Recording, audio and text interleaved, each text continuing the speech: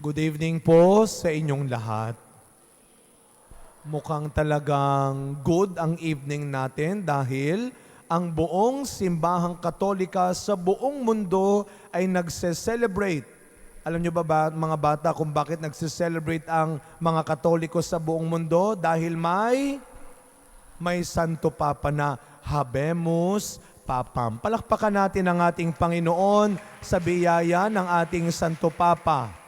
Meron ng kapalit ang namayapang si Pope Francis. O mga bata, ano ang pangalan ng bagong Pope? Pope Leo the 14th. Sa Tagalog, Papa Leon. Saint tuloy, Pope Leo the 14th. Ang pangalan niya ay Santo Padre Leon sa Tagalog. At tayo ay natutuwa dahil 2 araw itong inabangan. No? Kung babalikan natin mga kapatid, huwag na tayong manghinayang, ay sayang, hindi pumasok yung bet namin. Matututo tayo, hindi tayo ang may kakayahan, karapatan na pumili. Ang banal na Espiritu lamang. At paano ginawa ang conclave, no? Pumunta ang mga kardinal, 2 araw bago tayo nagkaroon ng bagong Santo Papa. 2 uri ng usok, itim at puti. Ilang beses nagkaroon ng itim? 2. At sa pangatlong pagkakataon, naging puti ang kulay ng usok. Ibig sabihin, meron ng Santo Papa. Ang ibig sabihin ba nun, Father, yung 2 nauna, hindi sila pumayag na maging Pope? So ito bang si Pope Leo the 14th ay nag-volunteer? Siya ba ay nag-suggest? Hindi. Siya'y pinili, sinugo. Isa lang ang ginawa niya. Umoo. Sumunod siya. Kaya alam niyo ho, napakaganda dahil timing na timing, buwan ng Mayo, naganap ang pagluklok, ang paghirang, ang pagsugo kay Pope Leo the 14th, buwan ng mahal na Birheng Maria. May is the month of Mary. At ano yung magandang ginawa ni Pope Leo the 14th?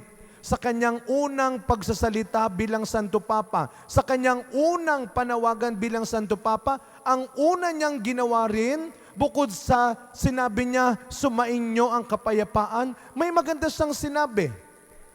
Let us pray. Hail Mary, full of grace. The Lord is with you. Dinasal niya ang panalangin kay Maria. Siya ay kilala bilang isang deboto ng mahal na Birheng Maria.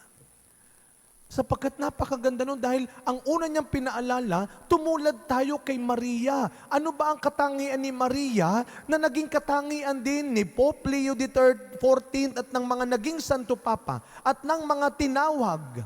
Sumunod. Ano ang halimbawa ni Maria sa atin? Nung siya'y tinawag at piniling maging ina ng Diyos, anong sabi ni Maria? Narito ang alipin ng Panginoon. Maganap nawa sa akin ng iyong sinabi. Yes. At yun sana ang ating matutunan. Sabi ko to maraming beses ko nang binanggit ito sa sermon ko rin. May biyaya sa pagtalima. Sa ating unang pagbasa, nung nabulag si Saul, hindi naman siya pinabayaan ng Diyos. Yun marahil ay bahagi, parte ng pagbabago ng Diyos sa kanya. Siya'y nabulag. Ngunit tinawag ng Panginoon si Ananias. Ano ang sabi ng Panginoon? Pumunta ka doon at hanapin mo ang taong ang pangalan ay Saul. At siya ay iyong pagalingin. Ano ang sabi ni Ananias? Marami na akong narinig tungkol sa taong yan. Kulang nilang sabihin niya, ayoko. Maraming pinapatay yun. Maraming inusig yun. Marami na akong narinig tungkol sa Kanya. Ano ang sabi ng Panginoon? Pumunta ka. Alam niyo minsan, kaya hindi natin magawang sumunod dahil kung sino-sino ang pinakikinggan natin. Dahil kung kani-kanino ka naniniwala. Kaya kahit alam mo na tama, na dapat, hindi mo magawa.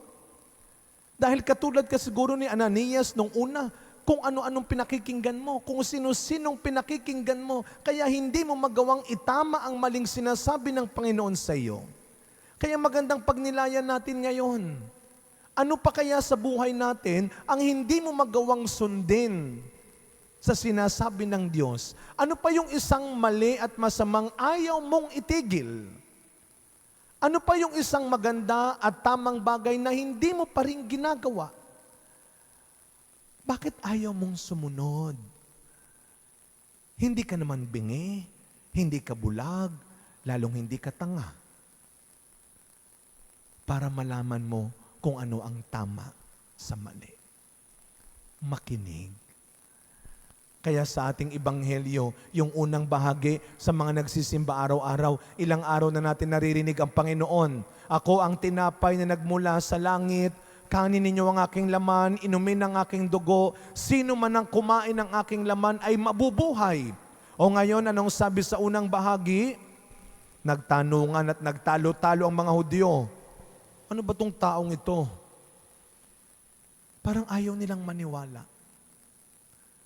Kaya sa mga pagkakataon na nahihirapan tayong sumunod, sa mga pagkakataon na nahihirapan tayong itigil ang mali, mga bata, makikinig kayo, ang isa sa mga pinakamagandang ugali ng isang bata, maging masunurin. Huwag gaya-gaya.